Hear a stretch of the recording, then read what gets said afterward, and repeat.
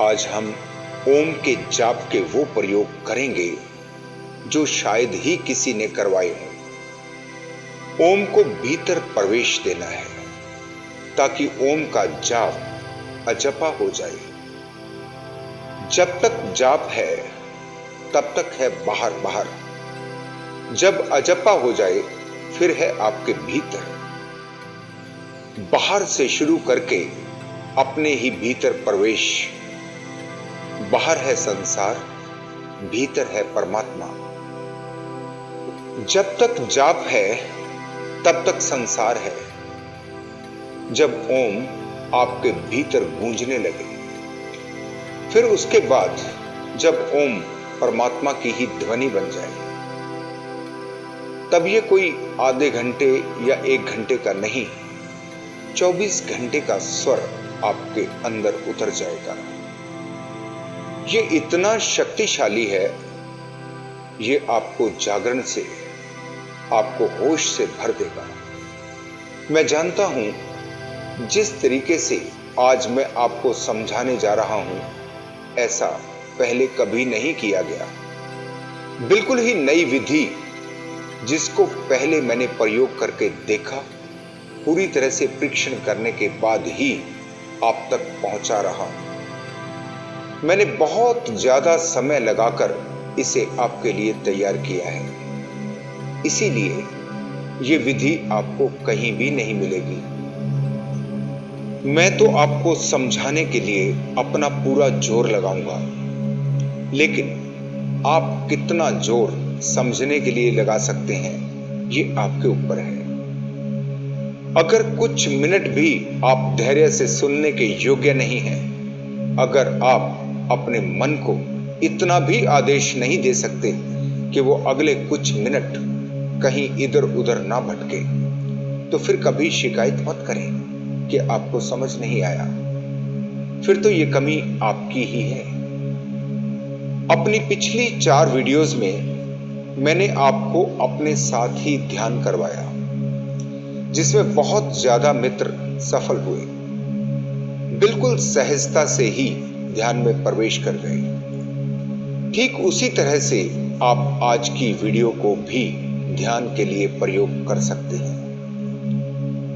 प्रयोग करने की विधि और पहले ध्यान का अनुभव मैं आपको उस वीडियो में करवा चुका हूं, जिसका शीर्षक है ध्यान में उतरें मेरे साथ।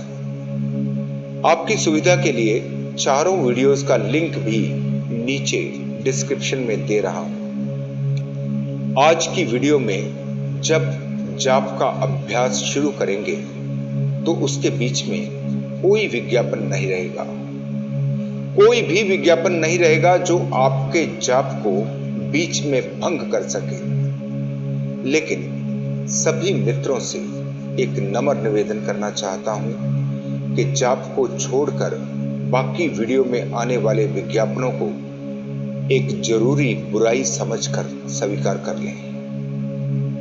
फिर भी जो मित्र बिल्कुल विज्ञापन नहीं चाहते, वो YouTube से बिना विज्ञापन की सुविधा ले सकते हैं। फिर उनको YouTube की किसी भी वीडियो में कोई भी विज्ञापन नहीं मिलेगा, लेकिन इसके लिए उन्हें थोड़ा सा पैसा जरूर खर्च करना पड़ेगा। आज का प्रयोग इतना शक्तिशाली है कि जो काम वर्षों में भी नहीं हो पाता, वो कुछ ही दिनों में हो सकता है। बहुत से मित्रों के ईमेल प्राप्त होते हैं जो कहते हैं कि पिछले 5 वर्ष से या 7 वर्ष से ओम का जाप कर रहा हूं, लेकिन परिणाम नहीं आ रहे। इसके साथ साथ कुछ ऐसे भी मित्र हैं जिनको लगता है कि उनको बहुत ज्यादा अच्छे परिणाम मिल रहे हैं, लेकिन इनमें से बहुत से मित्र भ्रम का शिकार हो जाते हैं। मैं उन सभी से कहना चाहता हूं, और बहुत जोर देकर कहना चाहता हूं, कि जिसे वो परिणाम समझ रहे हैं वो वास्तव में एक प्रकार की मूर्छा है। बात बिल्कुल उल्टी है। जहां आपका होश जाग जाना चाहिए, वहां आप मूर्छित हो रहे हैं। जब जब आप जाप करेंगे तो आप बेहोशी जैसी हालत में चले जाएंगे। जैसे किसी नशे के कारण आपको आनंद का आभास होता है, ठीक वैसे ही ओम के जाप से भी एक आनंद का आभास होता है। लेकिन इसे ही पकड़कर मत बैठ जाएं। यहीं पर यात्रा समाप्त नहीं होती, ये तो केवल शुरुआत है। इसलिए पहले ठीक से इसके विज्ञान को समझ लें ताकि बाहर का जाप भीतर उतर सके। ओम का जाप जब तक अजपा होकर आपके भीतर नहीं गूंजने लगता, तब तक कोई परिणाम मत समझें। जब भीतर गूंजने लगता है, तब बाहर का जाप व्यर्थ हो जाता है। आज हम जानेंगे कैसे ओम के जाप को हम अपने भीतर के ध्यान में प्रवेश करने का द्वार बना सकते हैं। पहले ठीक से समझ लें, फिर हम ओम के जाप में उतरेंगे। इसलिए जल्दी नहीं करें, पूरी बात को समझकर गहरी समझ से ही आगे बढ़ें।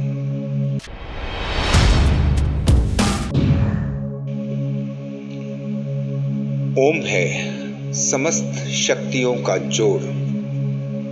ओम है आपके भीतर के ब्रह्मांड की ध्वनि। ओम कोई शब्द नहीं है। शब्द के तो अर्थ होते हैं, ओम के कोई अर्थ नहीं। इसका अर्थ ये बिल्कुल भी मत समझ लेना कि ओम अर्थहीन है। नहीं, अर्थातीत है। कुछ ऐसा है जिसके अर्थ किए ही नहीं जा सकते। फिर क्या कहें? क्या है ओम? क्या ओम कोई ध्वनि है? नहीं, ये ध्वनि भी नहीं है। ओम को कुछ कहा ही नहीं जा सकता। जो मुंह से आप बोलते हैं ओम, वो तो ध्वनि है। लेकिन वास्तविक ओम, जिसको मैं आपके भीतर का ओम कहता हूं, जो भीतर के परमात्मा का स्वर है, वो ध्वनि नहीं है। इस संसार में कोई भी ध्वनि ऐसी नहीं है जो बिना किसी घर्षण के या बिना वस्तुओं के टकराव के पैदा होती हो।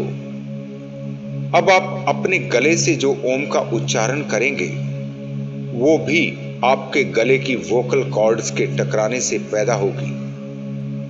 हर ध्वनि टकराव से पैदा होती है, कुछ ना कुछ आहत करने से पैदा होती है। लेकिन ओम है अनाहत। कुछ भी आहत किए बिना पैदा हुआ स्वर, स्वर भी नहीं कह सकते। इसलिए कहा गया है नाद, अनाहत नाद। दूसरा नाम है अनहद नाद। एक ऐसा नाद जो गूंजता ही चला जाता है, जो रुकता ही नहीं, जिसकी कोई हद नहीं, अनहद, जिसकी कोई सीमा ना हो। जिन मित्रों को अनाहत नाद का स्वर सुनाई नहीं पड़ रहा, जो बार बार कहते हैं कि वो झिंगुर की आवाज जैसा स्वर हमें नहीं सुन पा रहा, आज का जाप उन मित्रों को वहां तक ले जाएगा। जिन मित्रों को स्वर सुनाई तो पड़ रहा है, जो बार बार पूछते हैं कि नाद का स्वर सुनने लगा है, अब आगे क्या करना है, उनके लिए भी आज का प्रयोग बहुत जरूरी है। अनाहत नाद का स्वर सुनना बिल्कुल भी मुश्किल नहीं है। केवल 1 मिनट भी नहीं लगता इसे सुनने में। अभी के अभी जब आप मुझे सुन रहे हैं, इसके साथ साथ ही आप अनाहत नाद को सुन सकते हैं। एक पल की भी देर नहीं है, क्योंकि वो तो गूंज ही रहा है। बस अपना पूरा ध्यान अपने कानों पर दे दें। जो भी आपको सुन रहा है, उसे बहुत ध्यान से सुने। जब आप सुबह सोकर उठते हैं, तो ये स्वर बहुत ही ज्यादा तेज होता है। बस एक बार आप इस स्वर को पकड़ लें, फिर ये हमेशा ही आपके साथ चलता है। फिर भी अगर जिनको नाद का स्वर सुनाई नहीं दे पाता, उनके लिए मेरा सुझाव है कि वो मौन के प्रयोग पहले करें। कोशिश करें कि एक सप्ताह में एक दिन का मौन रखें। मौन मुंह से तो करना ही है, मन भी मौन हो जाए। एकांत में शांत स्थान पर जब पूरा मौन उतर जाएगा तो नाद का स्वर सुनना बहुत ही सहज हो जाता है। ओम के जाप का और अनहद नाद का बहुत गहरा संबंध है। जो आप जाप करेंगे वो वास्तव में इसी नाद की नकल है। असली तो अनहद नाद ही है जो आपके ही भीतर गूंज रहा है, जिसे आप ब्रह्मांड का स्वर भी कह सकते हैं। एक है आपके बाहर का ब्रह्मांड और दूसरा है आपके भीतर का ब्रह्मांड। ये स्वर दोनों का ही है।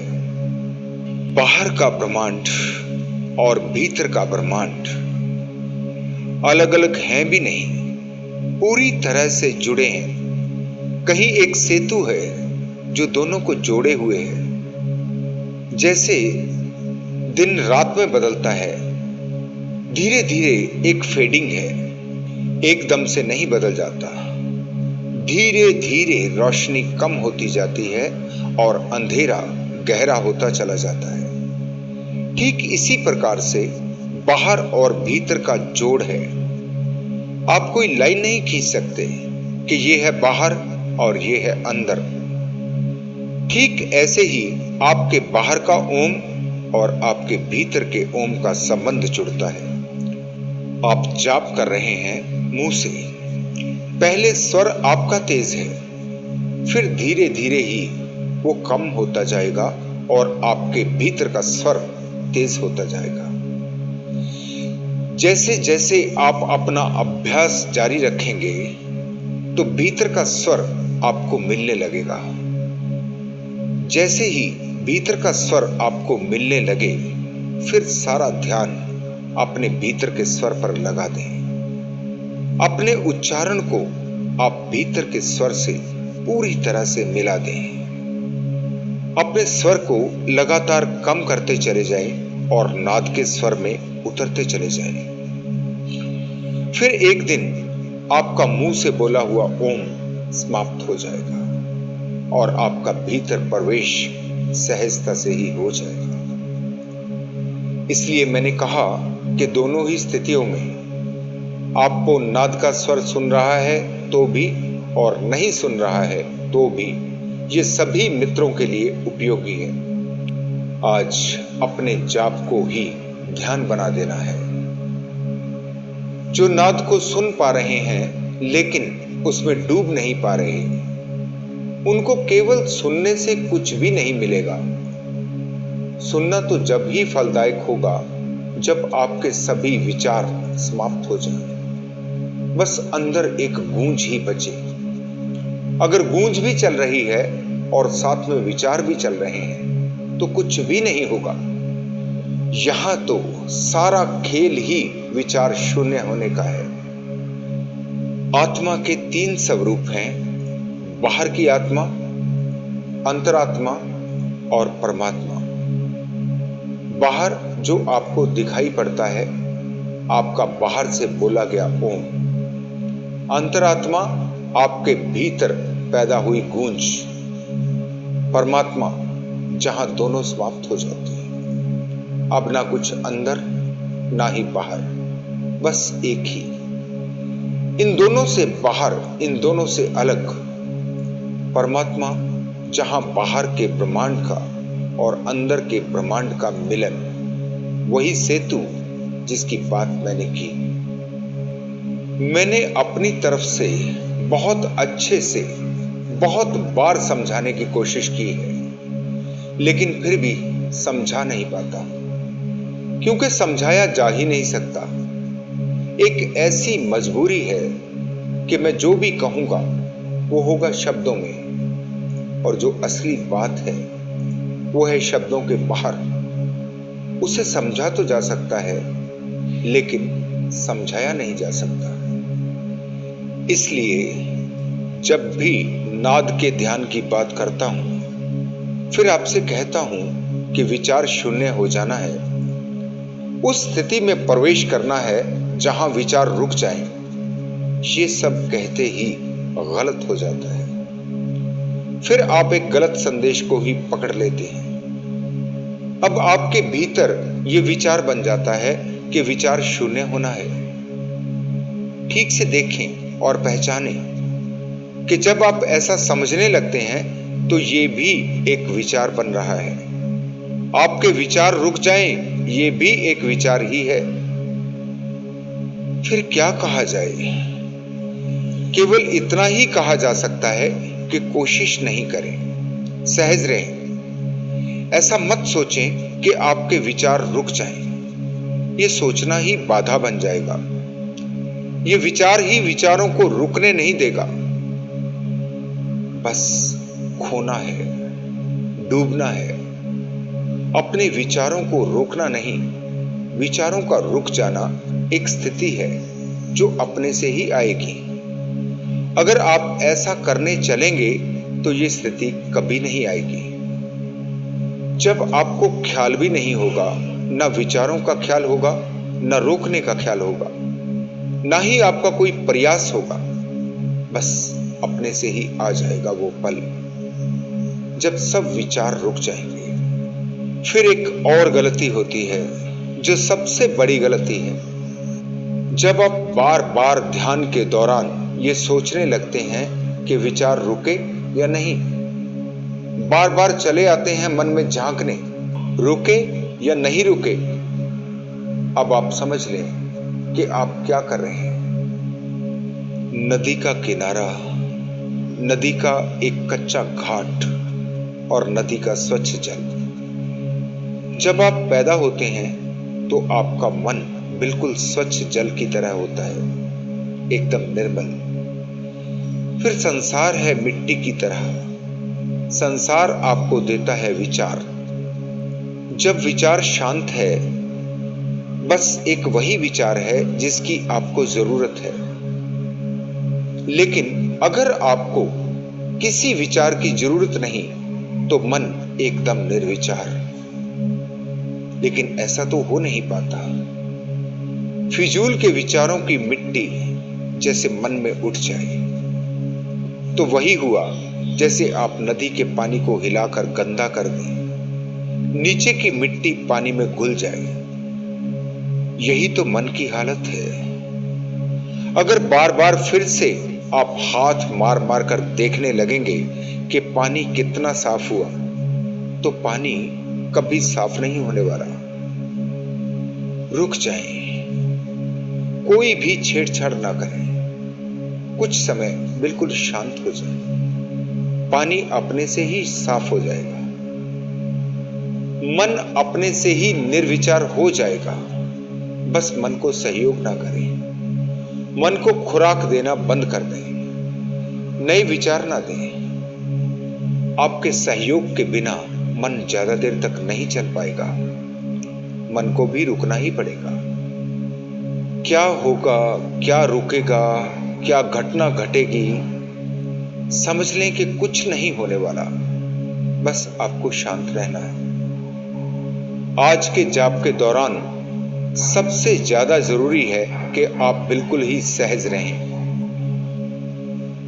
अब एक विशेष तरह का संगीत आपको दे रहा हूं और ठीक से समझा रहा हूं कि इसे कैसे प्रयोग करना है, कैसे अपने स्वर को संगीत में विलीन कर देना है, संगीत में ही अपनी आवाज को पूरी तरह खो देना है, डूब ही जाना है संगीत में पूरी तरह। आज अपनी आवाज के साथ उस स्थिति पर आना है जब आपको अपनी आवाज का और संगीत का अलग अलग पता ना चले, दोनों एक ही हो जाएं।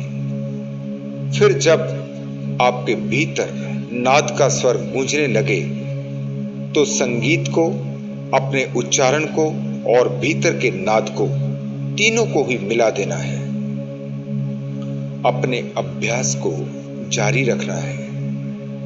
जब तीनों के एक साथ मिल जाने का पूरा अभ्यास हो जाए तब बाहर के संगीत को छोड़ देना है। फिर आपका स्वर और आपके भीतर के नाद का स्वर। अपने स्वर को केवल भीतर के नाद से मिलाना है। इसका भरपूर प्रयास करना है। ये अभ्यास अगर लंबा होता हो तो हो जाने दें, लेकिन इसमें आपको जल्दी नहीं करनी। फिर जब आपका बोला हुआ ओम और आपके भीतर का ओम पूरी तरह से एक होने लगे, तो अपने से ही एक दिन वो स्थिति आ जाएगी कि आप अपने बोलने को ही भूलने लगेंगे। जैसा कि मैंने पहले बताया कि भीतर के नाद को तेज करते जाना है और अपनी आवाज को कम करते जाना है। आपकी अपनी आवाज इतनी कम होने लगेगी, कम होते होते अपने से ही पूरी तरह समाप्त हो जाएगी। आपको कुछ पता भी नहीं चलेगा, लेकिन अब आपके मुंह से बोला गया ओम आपके ही भीतर गूंजने लगेगा। आपको अपने ही भीतर अब दोनों का ही अभ्यास होगा, अंदर का भी और बाहर का भी। लेकिन अब आपके मुंह से कोई आवाज नहीं निकल रही। अगर कोई आपके पास बैठा है तो वो कुछ भी नहीं सुन पा रहा। बस जो चल रहा है आपके ही अंदर चल रहा है। उसके साक्षी केवल आप ही हैं। आपकी अंतर यात्रा शुरू होने लगेगी। आपका बाहर का स्वर जो अब आपके अंदर गूंजने लगा है, वो भी धीरे धीरे मध्यम पड़ता जाएगा। बचेगा केवल शुद्ध नाद। आपके भीतर का ब्रह्मांड और बाहर का ब्रह्मांड एक होने लगेगा। बस इससे आगे मैं कुछ नहीं कहूंगा। वो तो जब आपके साथ घटेगा तो आप ही उसे देख पाएंगे। जब देख लेंगे तो आप भी यहां बिल्कुल चुप हो जाएंगे। इसे आज तक कोई भी नहीं कह पाया। इसी को सत्य कहा गया है, इसी को ईश्वर कहा गया है, इसी को परमात्मा कहा गया है। यही वो अनुभव है जिसे कोई नहीं कह सकता, केवल अनुभव कर सकता है, कह नहीं सकता। इसीलिए ऐसा कहा जाता है कि सत्य कहते ही झूठ हो जाता है, क्योंकि किसी भी अनुभव को कहा नहीं जा सकता। आज का प्रयोग करने से पहले इसे ठीक से समझना बहुत जरूरी है। अगर बिना गहरी समझ के आप कुछ भी करेंगे, जैसा कि आज तक आप में से बहुत से मित्र करते आए हैं, तो कोई भी परिणाम मिलना लगभग असंभव है। अब थोड़ा जाप को समझिए। आज आप इसे मेरे साथ साथ प्रयोग करें। आज 3 स्वर रहेंगे, संगीत का स्वर, मेरा स्वर और आपका स्वर। थोड़ी प्रैक्टिस पहले मेरे साथ कर लें, फिर एक अलग से अकेले संगीत की वीडियो मैं आपको जल्दी दे रहा हूं। उसके साथ अपना अभ्यास जारी रखें। आपने केवल गुंजार करनी है, ओम जैसा कुछ नहीं बोलना। ध्यान रखें, ये शब्द नहीं है, जैसे लिखा दिखाई देता है, वो केवल आपको समझाने के लिए ही है, क्योंकि गुंजार को लिखा नहीं जा सकता, केवल बताया जा सकता है।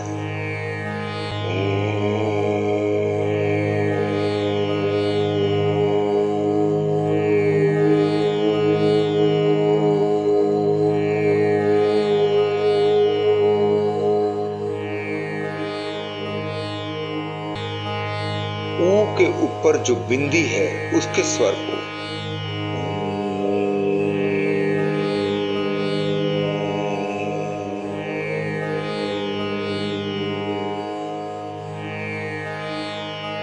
म का स्वर देते हुए, बल्कि म और न के बीच में जो बिंदु की ध्वनि है, ऊ के ऊपर जो बिंदु है उसका स्वर। पहले ध्यान से केवल संगीत को सुने।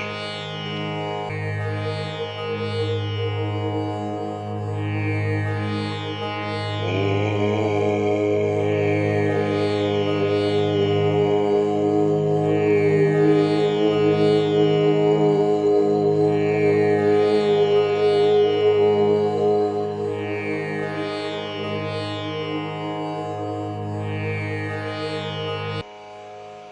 मेरे साथ तब तक अभ्यास जारी रखें जब तक आपका स्वर भी वहीं से शुरू होने ना लगे जहां से मेरा स्वर शुरू हो रहा है। जब यह अभ्यास पूरा हो जाए तभी आप अलग से दी गई वीडियो के साथ काम करें। वहां केवल संगीत है, मेरा स्वर नहीं। यहां मैं केवल आपको अभ्यास करवा रहा हूं। फिर दूसरी वीडियो में आपने अपने से ही इस जगह को पकड़ना है।